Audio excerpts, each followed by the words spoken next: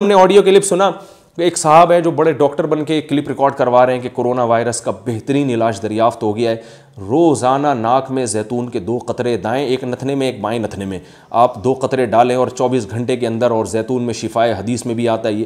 او بھائی الو بنا رہے ہو لوگوں کو تم، لوگ جناب پھیلا رہے ہیں ویڈیو آڈیو اس کی کہ ماشاء اللہ زیتون وہ اس کرونا کا علاج. یہ پاگل ہے، دنیا میں اربوں لاکھوں ڈالر خرچ کر رہی ہے وائرس کے علاج کے لیے. اگر یہ زیتون کے 2 قطرے ناک میں ٹپکانے سے ہو جاتا تو پھر مسئلہ ہی حل ہو جاتا. کوئی بھی مکھنچو اٹھ کے کچھ بھی پھیلا دے، پبلک اس کو شیئر کرنا شروع کر دیتی ہے. نبی صلی اللہ علیہ وسلم نے ارشاد فرمایا، کفا بالمرء کذبا ان یحدث بکل ما سمع. انسان کے جھوٹا ہونے کے لیے کافی ہے کہ ہر سنی سنائی بات کو آگے نقل کر دے.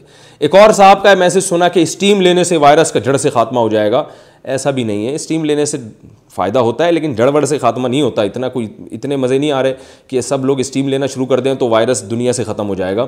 تو کچھ چیزیں ہیں، کچھ ٹوٹکے ہیں، کسی حد تک فائدہ پہنچا سکتے ہیں شاید وہ. تو اس لیے اس بارے میں کوئی مستند ڈاکٹر تلاش کر کے ان سے معلومات حاصل کیا کریں. جو بھی واٹس ایپ پہ فیس بک پہ مکھنچو اٹھ کے بیٹھ کے لوگوں کو الو بنانا شروع کر دے، ڈاکٹر ہوتے بھی نہیں ہیں، ویسے ہی اپنے آپ کو ڈاکٹر کہنا شروع کر دیا. اور کچھ فلاسفر ہے جو کبھی کوئی یہودیوں کی سازش، کوئی امریکہ کی سازش، کوئی ہمیں نہیں پتا سازش ہے ہی، لیکن سازش ہونے کے دلائل نہیں ہے ہمارے پاس. ہو سکتا ہے سازش ہو لیکن ہمیں کیا پتا، ہمیں تو گراؤنڈ ریئلٹی دیکھنی ہے. تو کیا وبائیں ہمیشہ سے پھیلی نہیں ہیں؟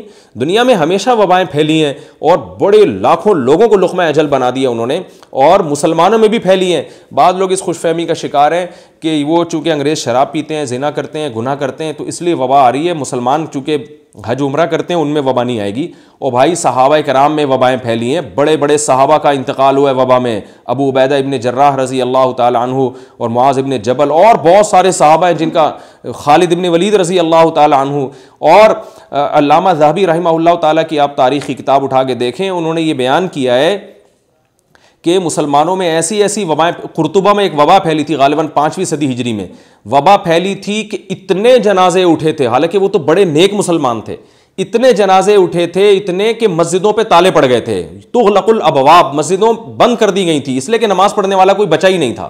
اتنے پورے شہر خالی ہوئے ہیں وباؤں سے. آپ کیا سمجھ رہے ہیں یہ مسلمانوں میں نہیں آئے گی؟ کہاں اللہ نے لکھا ہے کہ مسلمانوں میں نہیں آئے گی؟ کون سی حدیث میں آتا ہے کہ مسلمان جو نیک لوگ ہیں وہ وبا کا شکار نہیں ہو سکتے؟ ابھی جو کرونا وائرس سے جو ہلاکتیں ہو رہی ہیں ان میں تو نیک لوگوں کی تعداد زیادہ ہے. زیادہ نہ بھی ہو تو، اکثر نہ بھی ہو تو بڑی تعداد ہے. ابھی جو میجر صاحب کا انتقال ہوا ہے کل، جن کو آرمی کے کل یا پرسوں ان کی کرونا وائرس سے ان کی شہادت ہوئی ہے، اللہ ان کی درجات بلند فرمائے. جو ریٹائر میجر تھے، تبلیغی جماعت میں نکلے ہوئے تھے، وہ وبا سے ان کی ہلاکت ہوئی ہے. ہمارے جامعۃ الرشید کا ایک درجہ ثانیہ کا ایک لڑکا ہے، نوجوان ہے بالکل، وہ بہت شدید بیمار ہے وائرس کی وجہ سے، اللہ اس کو بھی شفا عطا فرمائے.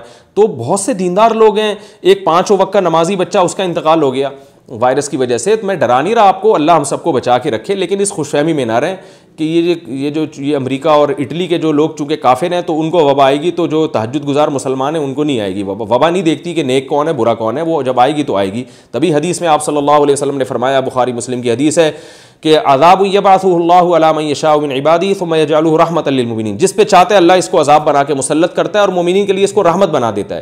تو آئے گا سب پر، ایسی وبائیں سب پر آئیں گی، مسلمانوں پر بھی، کافروں پر بھی. ہاں جو مسلمان صبر کریں گے، احتیاط کریں گے، جیسے کہ نبی نے فرمایا اس علاقے سے نہ جاؤ جہاں پھیلی وبا، یہ بھی تو ایک احتیاط ہے نا. اور اس علاقے میں بھی نہ جاؤ جہاں وبا پھیلی ہوئی ہے، یہ بھی ایک احتیاط ہے. تو جو مسلمان احتیاط کریں گے، اللہ پہ توکل کریں گے، گناہوں سے توبہ کریں گے، ان کے لیے رحمت بن جائے گی.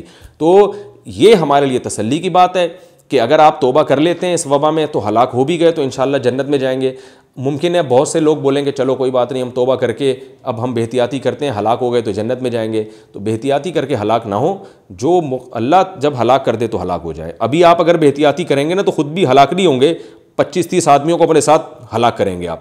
وہ ایک کسی نے بڑی اچھی مجھے وہ کارٹون بھیجا، کارٹون تو نہیں، ایک واٹس ایپ پہ ایک چیز شیئر کی کہ ایک فوجی جو ہے نا میدان جنگ میں گدھے کو کندھے پہ اٹھا کے سفر کر رہا ہے. تو کسی نے کہا کہ یہ گدھا اس کا کچھ لگتا نہیں ہے، ماموں چاچا نہیں ہے کہ جو فوجی گدھے کو اتنا پروٹوکول دے رہا ہے کہ اپنے کندھے پہ اٹھا کے گدھے کو لے کے جا رہا ہے. یہ گدھے کو اس نے اس وقت اپنا باپ اس لیے بنایا ہوا ہے کہ گدھے کا پاؤں کسی مائن پہ آ گیا نا تو گدھا تو مرے گا، 8-10 فوجیوں کو بھی لے کے مر جائے گا ساتھ میں. تو اس کے بعد نیچے لکھا ہوا تھا کہ جو وائرس پھیلا ہوا ہے دنیا میں، آپ آس پاس کے گدھوں پر نظر رکھیں. سمجھ میں آ رہی ہے نا بات؟ یعنی یہ نظر رکھیں کہ آپ تو احتیاط کر رہے ہیں لیکن کوئی گدھا ایسا ہوگا جو احتیاط نہیں کر رہا، 20 لوگوں سے ملاقاتیں کر کے آپ کے پاس آ کے خود تو نہ مرے، آپ کو وائرس ٹرانسفر کر کے چلا جائے گا۔ تو اس وائرس کے موقع پر تمام حضرات سے میری گزارش ہے کہ آس پاس کے گدھوں پر نظر رکھیے، وہ ایسا نہ ہو کہ خود بھی برباد ہوں، آپ کو بھی برباد کریں۔ اللہ تعالیٰ عمل کی توفیق عطا فرمائے۔